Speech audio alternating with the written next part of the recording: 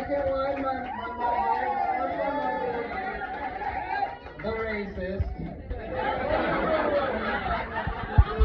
Everyone pointed out this tip jar, but I'll tell you one thing. This place is so packed, if it doesn't get any more lighter, I'm going to put it over here and take a piss in it. So get prepared for that, because I got a piss.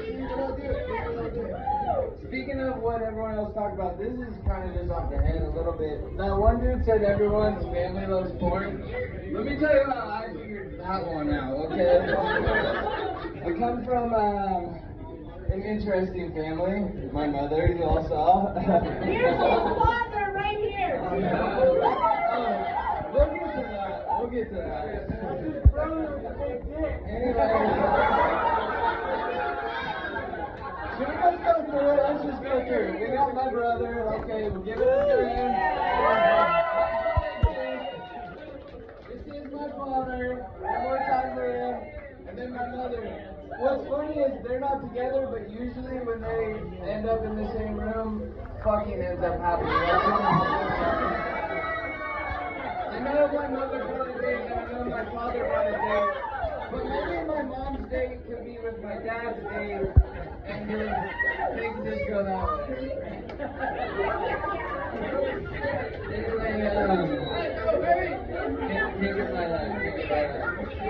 So back to how I found out how my family likes porn. It was the most subtle way ever. So didn't grow up in the era of what we are now, where you can just Google anything on your phone, go right on Pornhub. It wasn't that easy when I was a kid. We had this little, desktop. Every family had a little desktop. You all probably know. I don't see a lot of young faces in here.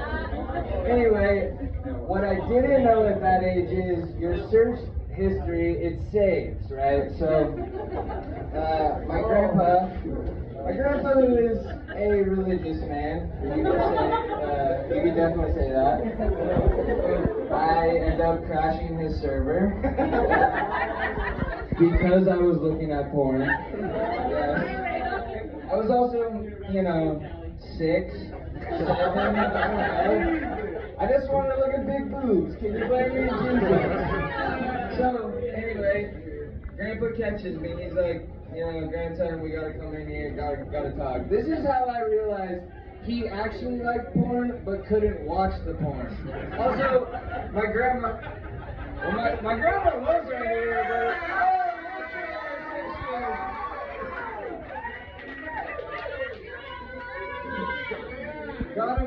got him on a tight leash.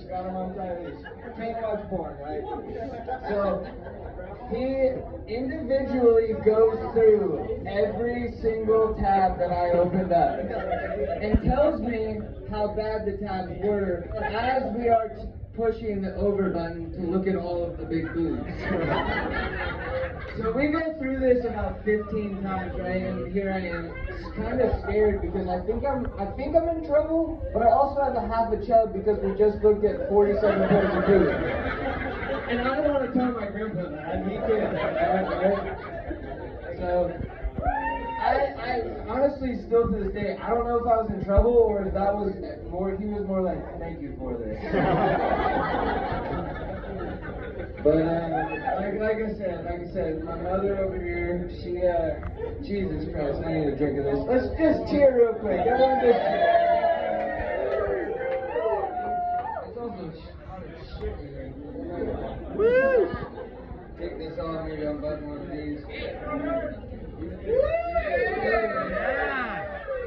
Oh, you guys like that? Yeah! I don't care. Anyway, forgot where I was even at, Jesus. So my mother, very fond memories of me and my mother.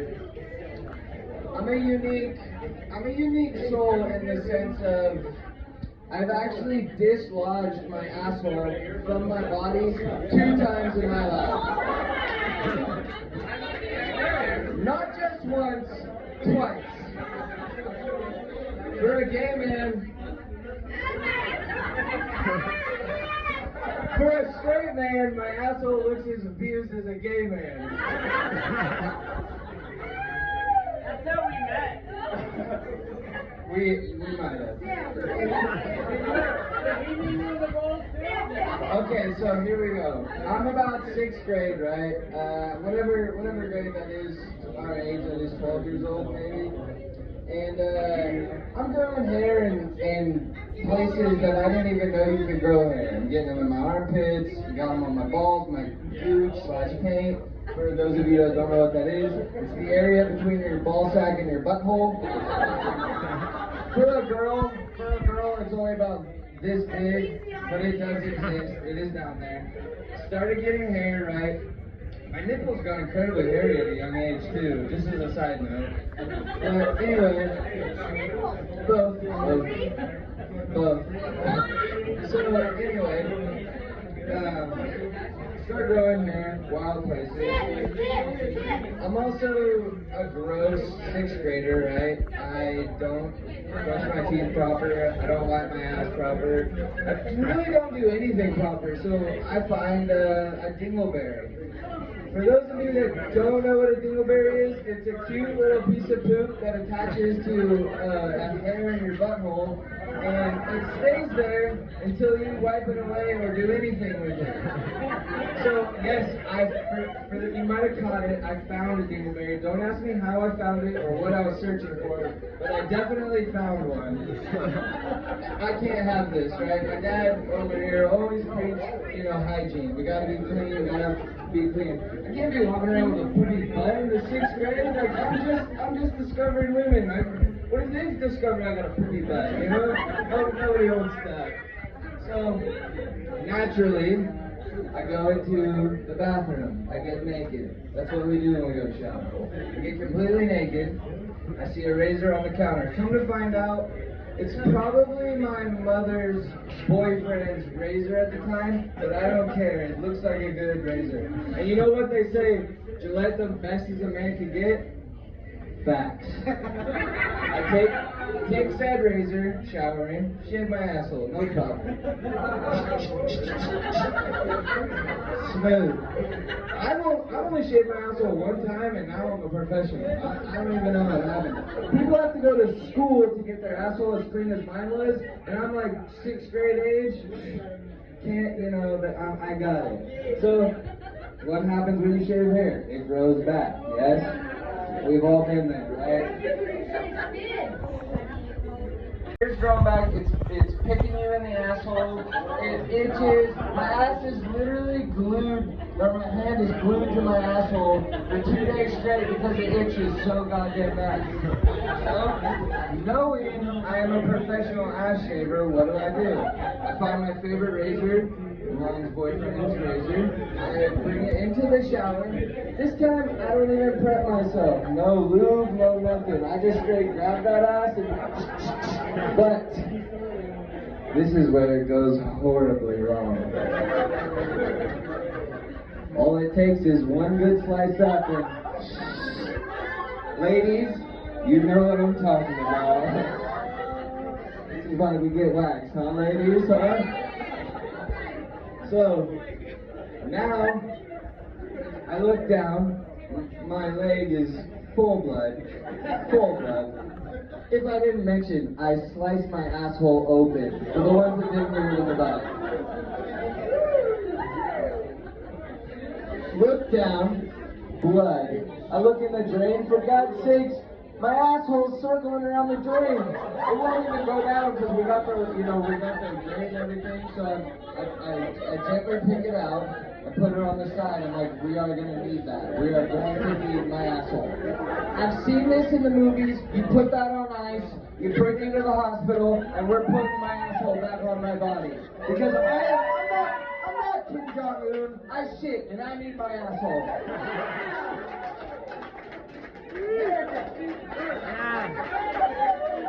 guys have been good. One more button's coming down. One more button. Anyway, so, again, I'm only in 6th grade. Full-blown panic. I have 2 choices. I have literally 2 choices right now, and these are the biggest. Up until this point, this is the biggest decision I've ever made in my life. Do I, 1, call my mother in here to examine said asshole? 2, do I just decide this is it and I will never have an asshole again? Of course, like everyone else would do, I decided to tell my mom I just sliced my asshole. So here I am. Mom! She comes running in, thinks I probably forgot her towel. Whip open the curtain. She just sees blood. I sliced my asshole! Well, remember the asshole I thought was going around in the drain earlier? That must have been a dingleberry because I looked at the razor and I pulled an inch piece of skin out of there. And I said, Mom, you've got to put this back on me. So, what do? I get out, I dry out. Shooting the little blood out my asshole. Meanwhile, my mom is not watching me. We're not sick like that. She goes out to the kitchen. I tell her, okay, I'm ready. I have said towel. Leaned across like this. Spread my asshole nice. And I'm saying, Mom, I'm ready. She kicks in the door, glove on, already ready. She has a glove on the hand. Neosporin in some fanny pack. I didn't even know what a fanny pack was at that point, but it was cool. Had the fanny pack, had some band-aids. Now I'm sitting here as a 6th grade son. You got it? You got it? We could get the asshole out. We could just Neosporin it back. I need to have a normal asshole, right? And she looks at me and she taps me on the shoulder and she's like, son, you're all done. And I had a nice piece of bandage on my asshole. Give it up for my mother, huh?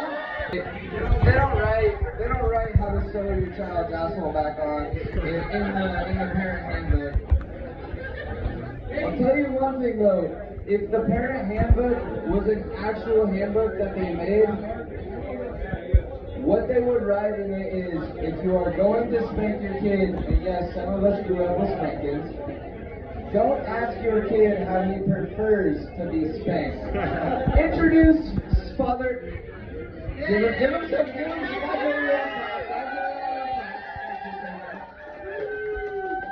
Big bonding moment with me and my dad. Again, 6th grade. 6th grade must have been traumatizing for me because I'm about to tell you the story about the first time I ever been spanked by my father. My grandmother was a different story. And so I lost my asshole and got spanked. Both for the first time in 6th grade. Who would have thought? Anyway, introduce father to the story. We're getting to that, trust me. Trust me, we are getting to that. So, again, like I said, 6th grade age, WWE was pretty big back then. I was a big fan. Let's give it up for the people's elbow. You don't actually have to clap. But anyway, so I had a cousin. Turns out my cousin was a bitch because I put some nice little triangle choke on him or some little wrestling move, right? He ended up telling on me, and I got in trouble.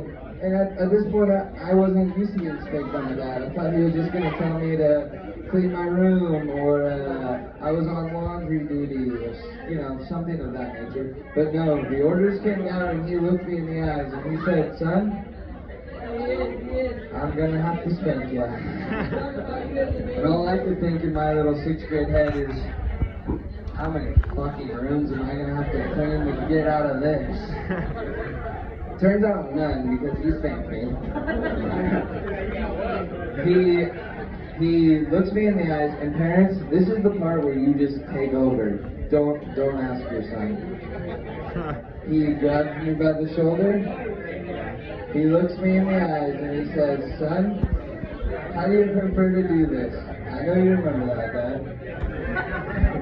And he says, do I pull your pants down and just give it to you? Or do I have you pick a branch off the tree outside and bring it in? And I'm thinking in my 6th grade head again, I don't even know how to boil water. But what I do know is, this is a bonding moment for me and my father. Right? He's never spanked me before. And I was like, almost like kind of like, I need this. Not only do I need this, he needs this. he has never spanked me before. And we are going to cross this bridge together. We're not going to hold hands doing it. We're not going to look each other in the eyes. Spanked me twice. 2 little wallops on the ass. I know you guys were coming thinking I was going to show a little ass. Maybe a little. But he gives me 2 nice wallops. Pop, right on the tuchus. And I fake cry. I have to fake cry because again, he needs this just as much as me. I knew it didn't hurt, but if I didn't cry, he might spank me again. He doesn't want to spank me, so I know if I give him the full experience, this is the last time I'll ever be spanked, right? There's probably no kids in here that are ever going to be spanked, but if there is, you know, that's a tip to write down. Anyway, so he gives it to me good. And there's something I want to tell you, Dad. I never told you before.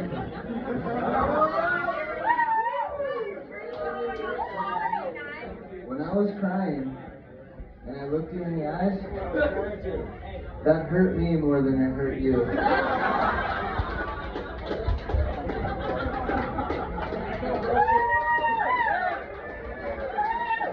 Do I got time for one more story? One more? This will be my last one, I promise. One more button?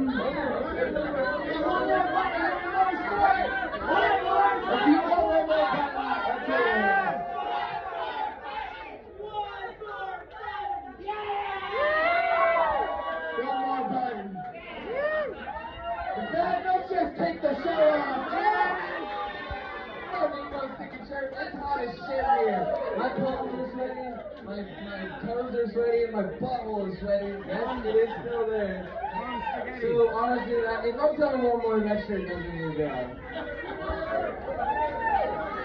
Alright, like I said, we crossed off Mom, we crossed off Dad.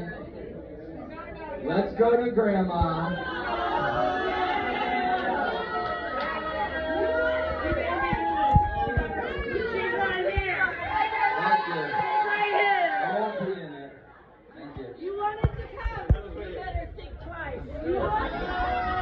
Hey, if there's one story that is going to be heartfelt, this will be the best one, I promise.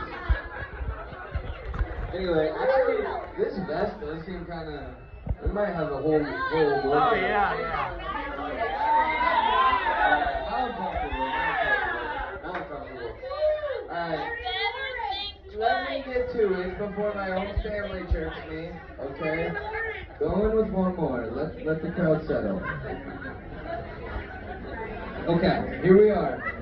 I'm about 17 years old. I lived with my grandma for my last year of high school. My senior year of high school, I did live with my grandparents.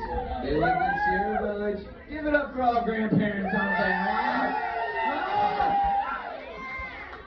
Anyway, so I went to Sonora High. I lived in Sierra Village. I had an interstate transfer. I also dated a girl that lived in Sonora at the same time. Well, I had a strategy. I would go to her house, sometimes after football practice, I would eat dinner, I would hang out for a little bit, and I knew as soon as I had to take a shit, I can drive from her house to my house about 35 minutes up the hill, and I would be able to shit at my house comfortably. So, yeah, it would be one of those things that creep up on me and they're like, yep, you gotta shit, and I'm like, okay, I know I can get home, drive home, shit comfortably. Again, I have a fragile asshole. I can't shit in just anyone's toilet, right? I have to have my toilet paper, my bidet, my baby wipes, all the food wipes, whatever. Bidets are nice. If you didn't spend your stimulus on a bidet, you fucked up. Because I'll tell you what, not only do the men like them, but the women like them too, huh? Actually, that's disgusting. Don't cheer, you sickos. So, you guys are gross, by the way. That was gross. No, don't defend yourself now. Anyway, back to my shit story. This is the last one. Don't get rowdy. I'm driving up the bypass, right? I'm listening to my tunes. Brum, brum, brum, brum, brum. All of a sudden, it hits me like a ton of bricks. crap, just like I'm getting stabbed in the stomach, right? I have to shit. I can't wait more than 2 minutes. I put a cap on it. So what do? I hit the bypass, the exit to the bypass. I'm flying 70 miles an hour. My speaker destroys my guitar, right? I knew at that moment my music career was over, but I'll tell you one thing. The interior of my RAV4 was not going to be ruined, no matter what. So I drive to McDonald's, pull in the parking lot, kick my door open, don't even turn it off, we're not worried about that. If this gets stolen, that's fine. Cinch my hand in my ass, close it, run in, duck walk / penguin stuff, a little bit like this. This would be a good picture of vanilla monster. So, anyway, running through, get in the lobby, or in the foyer, restaurant, whatever you want to call it. Nobody's in there, thank God, because I have my hand again glued to my asshole. Get into the bathroom. Nobody's in there. I find the handicap stall, which we all know is the best stall to take a shit in. So, kick open the door, and that's it. My asshole has told me, we know you are in the stall, you can lock this door. I don't care if you're sitting on the toilet. It's go time. Asshole opens up. My pants are only about down to here at this point. I've already, for all you that are wondering, yes, I have already shit my pants. Not a lot, but a little, and that's all that matters. Shit my pants, right? I aim my ass as close to the toilet as I can. Unfortunately, I was trying to lock the door at the same time, completely missed the toilet. I turned the side wall into a shit rainbow like some sort of fucked up pediatrician's office. And all I know is I got shit on the wall, I got a small piece on the toilet, now I gotta clean it. I'm not gonna sit on my own feces, that's disgusting. I'll piss in front of you, but I won't sit in my feces.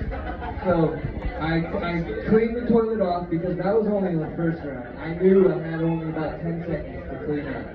Cleaned it up, got it, sat down, right? At this point, I take my shirt off, my pants are already off, my shoes are off because I didn't mention I stepped in my own shit. I'm sitting there, I'm basically wearing nothing. I'm in the handicap stall, so meanwhile, anyone with a wheelchair can come in right now and knock on the door.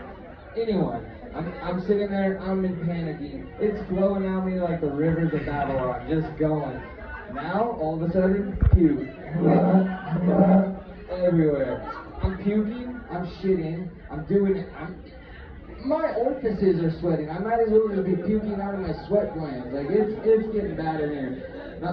Every time I move my foot, there's a little stain on my foot down there. So who do I know one person to call.